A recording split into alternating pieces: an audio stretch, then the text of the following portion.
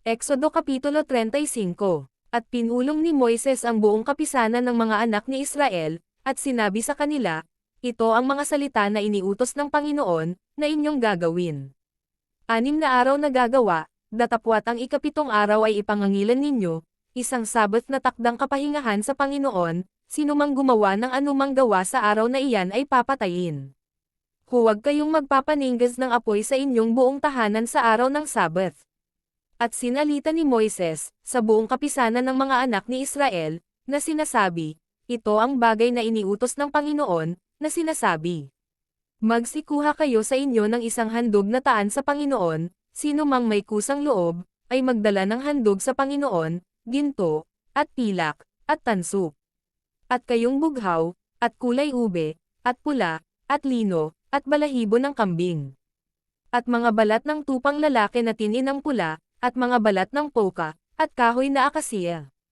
At langis na pangilawan, at mga espisya sa langis na pangpahid, at sa mabangong kamangyan. At mga batong onyx, at mga batong pangkalupkop, na pang-ipad, at pang-pectoral. At pumarito ang bawat matalino sa inyo, at gawin ang lahat ng iniutos ng Panginoon. Ang tabernakulo, ang tolda niyan, at ang takip niyan, ang mga kawit niyan, at ang mga tablan niyan, ang mga barikilan niyan, ang mga haligi niyan, at ang mga tungtungan niyan. Ang kaban, at ang mga pangganyan, ang luklukan ng awa, at ang lambong ng tabing. Ang dulang at ang mga pangganyan, at ang lahat ng kasangkapan niyan at ang tinapay na handog. Ang kandelero rin naman na pang-ilaw, at ang mga kasangkapan niyan, at ang mga ilawan niyan, at ang langis na pang-ilawan. At ang dambana ng kamangyan at ang mga pangganyan, at ang langis na pangpahid, at ang mabangong kamangyan, at ang tabing na pangpintuan sa pintuan ng tabernakulo. Ang dambana ng handog na susunugan, 10 ng salang tanso niyan, at lahat ng mga kasangkapan niyan, ang hugasan at ang tungtungan niyan. Ang mga tabing sa looban, ang mga haligi niyan, at ang mga tungtungan ng mga iyan, at ang tabing sa pintuan ng looban. Ang mga tulos ng tabernakulo, at ang mga tulos ng looban, at ang mga panali ng mga iyan. Ang mga mainam na yaring kasuutan sa pangangasiwa sa dakong banal, ang mga banal na kasuutan kay Aaron na saserdote, at ang mga kasuutan ng kanyang mga anak, upang mga siwa sa katungkulang saserdote. At ang buong kapisanan ng mga anak ni Israel ay umalis sa harap ni Moises. At sila'y lumapit, lahat ng tao na napukaw ang kalooban, at lahat na pinapagkusa ng sariling diwa, at nagdala ng panghandog sa Panginoon, sa gawain sa tabernakulo ng kapisanan, at sa buong ipaglilingkod at sa mga banal na kasuutan.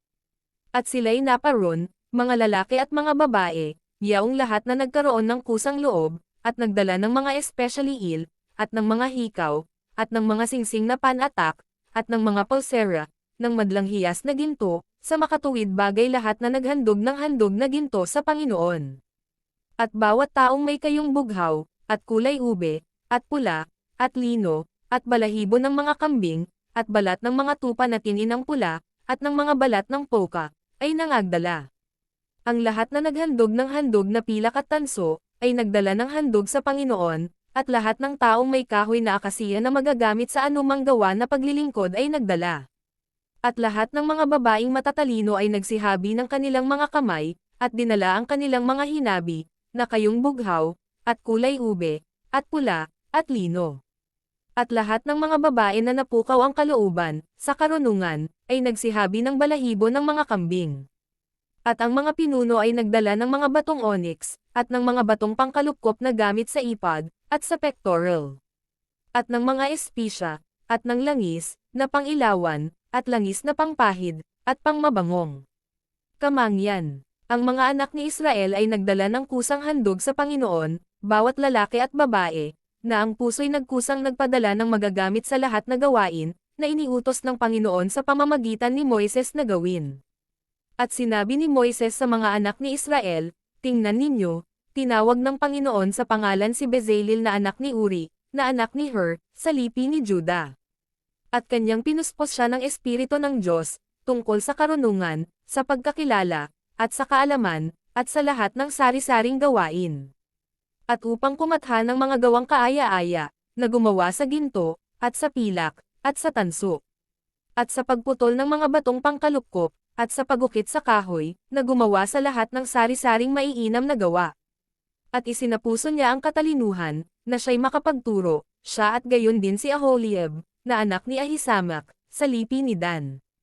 Sila'y kanyang pinuspos ng karunungan sa puso upang gumawa ng lahat na sari-saring gawa, ng taga-ukit, at taga-katha, at ng mangbuburda sa kayong bughaw, at sa kulay ube, sa pula, at sa lino, at ng manghahabi, ng mga gumagawa ng anumang gawain, at ng mga kumakatha ng maiinam na gawa.